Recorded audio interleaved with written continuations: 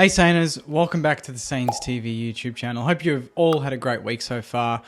Thanks for watching the last couple of videos on the channel this week. They've been really well received and I'm glad you enjoyed the last video. A bit of an update on training and pre-season, what's going on the track at RSCA Park. Today the boys had their final session of the week, of their first week back of 2023, and the club have put out some nice information based on how that went. And I've also found, again, some nice comments from Saners who were kind enough to go to training today and watch the session. And from what I've read, today's session was intense. Wednesday is usually the main training sessions, but this Friday in particular, the boys were put through a fairly comprehensive run, a good 3-hour session, I believe. Mainly more match simulation stuff. Which is not what they've done so far. So that was really exciting, and there's been some good key points from some reporters, from even Big Footy, and obviously the St Kilda article that's just been released, talking about one player in particular that's actually surprised based on today's session. So I think, we'll just get straight into it, and let's see what everyone's talking about. So as I alluded to, the boys were put through a good 3-hour session today, which is, pretty intense. Probably the most intense session they've had this week, I would say. It's a bit of a warm day in Melbourne, so they definitely would have been breaking a sweat. King obviously didn't take any part in the game. He was on the track for about the first 30 minutes today, completing a running session in a sling before heading inside. So similar to what I mentioned on Wednesday, the same has happened today. Gresham and Billings were welcome additions when the list reported back to pre-season on Monday. So they've continued to build up their sort of fitness and get back into the main group, which is exciting. Jack Hayes is also closing in on a return to full fitness after his eye-catching debut season, which obviously was tragically cut short in round 5, round 6 last year. He's one key option that Ross Lyon's considering to cover the loss of King in the early stages of the season, but that would ask a fair bit of a player that's coming back from a knee reconstruction, so still probably not right at the top of the pecking order to replace Kingy, but nonetheless he's a player to keep an eye out for. And the one that a lot of people have talked up based on today's performance is Matty Allison. So the article says that he's been focusing more on his aerobic fitness, trying to build that up over the last 6 to 12 months. He's got the ability, he's got the skill, but it's all about the fitness for Matty Allison. That's always been the case. He was pick 26 in the 2020 NAB AFL draft, so fairly high pick, like we can't forget. And he's yet to debut, so based on today's performance, he put in a fairly strong showing, kicking 2 goals from 2 pretty strong contested marks in attack before converting the shots. And then he went on to impress with more of his running capabilities towards the end of the session, which is really exciting. And that's again been a big focus for Matty Allison.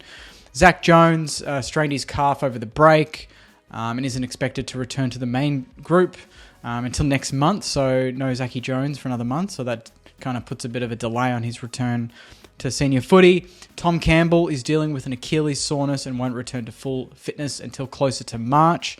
So that's not a great sign considering we don't have Paddy Ryder, who's retired, or he was there today, which was great to see. And it's really, there's a lot of weight on Rowan Marshall's shoulders to carry that ruck going into round 1 in mid-March. Nick Caulfield underwent hamstring surgery just before Christmas after suffering a setback in his recovery from ACL reconstruction. And as I mentioned, Rowan Marshall carrying a lot of the weight this year. He was a big standout in match simulation. He found the ball all over the ground, and he's looking to carry in his impressive form from the back end of 2022 into the start of 2023. So that's a really good sign for us. In terms of other news that some Saners, as I mentioned, have been kind enough to share, this one is from Hunter Clark's headband on Big Footy. I'm sure there's a different name for this fella, but he's been to training today for a good 2 hours, he mentions. And the key points, he says, Matty Allison in the 13v13 match sim looked like an actual key forward. He was kind of average around the ground, but he looked pretty good in the arcs. Took a few big grabs, as I mentioned, and he kicked straight, which was great. Burns, very good, had a lot of the ball, looked pretty involved all session. Wouldn't surprise if he got a game early in the season. Filippo just has a look about him that he takes his shit very seriously, will be a player in time. Kicked a few goals and did some awesome kicks through the middle of the ground. That's great. Windy is shredded. Machito is a unit. I think we'll see Owens up forward more than anywhere else this season based on what happened today at training. Mason Wood was going through the guts, playing in the midfield. Very underrated player. Looked great in the middle. Josh Ira, nice big kick on him. Holds up the play too much with slow decision making, in my opinion, but looks good size. So there's a bit to work with there if we do want to pick him up. Zane Cordy apparently didn't impress, so we'll just leave it at that. Steely definitely looks proppy, looks no good at all. Had the fluoro hat on, so a bit to look at with Steely. So injured and light group consisted of Battle, Hayes, Gresh, Adams, McLennan, Billings, D-Mac, King, Jones, Keeler, Koff, Leo Connolly, and Campbell didn't train. Paddy Ryder and Dean Kent were apparently in the stands watching the boys, which is awesome. I saw the post early today of Paddy Ryder, so good to see him getting back down to Moorabbin. And then he goes on to say, I noticed a few players brought up some little hamstring niggles at the end of the fitness session, which is a bit of a worry. So hopefully nothing serious there. And that was kind of the main point. And then a few Saners mentioned that midfield consisting of Wood, Owens, Winhager, Bytel, Crouch, Ross, and Steele is pretty exciting. There's a lot of big bodies in there. So that's kind of the key takeout. There was, as I mentioned, good 3-hour session, a lot of match simulation today. Winhager and Matty Allison were standouts, and Filippo obviously kicking a couple of goals, using the ball really nicely. Also was a really key standout, as was Josh Ira out of the back half with a fairly big kick on him.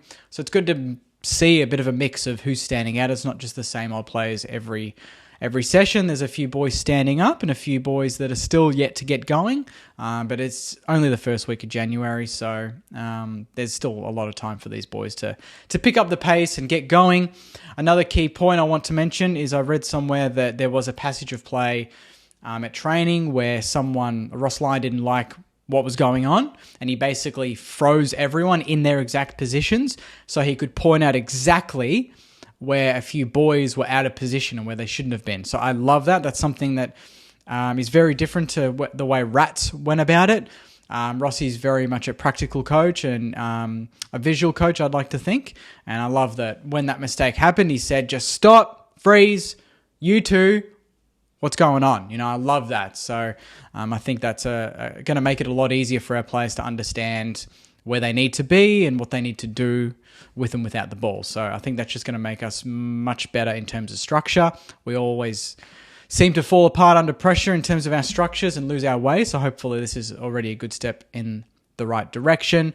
And then another Saint to mention to me, who also went to training today, that he overheard Ross Lyon basically saying in so few words, go forward at all costs, essentially. So it seems like we're going to be way more attacking than a lot of supporters and even non-supporters probably expect from a Ross Lyon coach team. So that's it, Saners. That is kind of my thoughts, as well as other Saners' thoughts and the club's thoughts on how training's gone this week. If you are enjoying these videos, please please comment your thoughts, and most importantly, subscribe. I want to hit 10,000 subs this year, so help me reach that goal quickly by hitting subscribe, and you'll get notified on all these future videos. If you do enjoy these sort of training update videos, let me know and I'll make an effort to make more of them for you. I'm really enjoying kind of reading not just the club's thoughts on how training's going, but also all Saners' thoughts when they go to training, because everyone's got a bit of a different opinion. So that's really exciting and just offers a bit of a different perspective compared to just what